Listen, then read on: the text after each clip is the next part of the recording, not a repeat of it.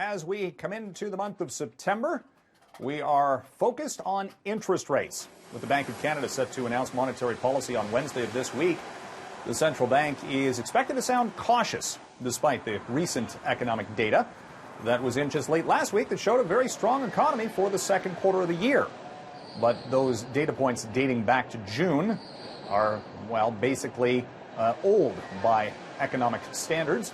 And what with the ongoing trade issues and a lot of other central banks globally warning of a slowdown, we'll likely hear a very cautious tone from the Bank of Canada this week. And some think that next month, the Bank of Canada could be cutting interest rates and following the lead of the U.S. Federal Reserve.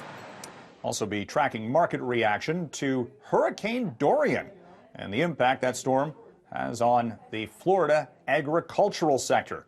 We saw on Friday the orange juice futures contract spike on fears that that storm could do major damage to Florida's orange growers and the overall damage that could lead to a shortage of product.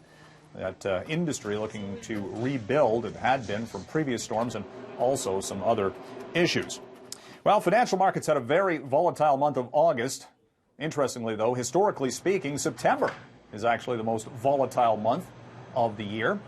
And in many cases, it's a money loser.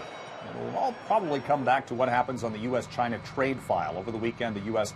raised tariffs on another assortment of Chinese exports. The issue, though, likely going to actually get to the talking phase, maybe some negotiations, is the hope for investors to calm things down from a market perspective. And events coming up this week, well, we'll hear from Canada's top bankers who will be gathered at the Scotiabank Financial Summit in Toronto.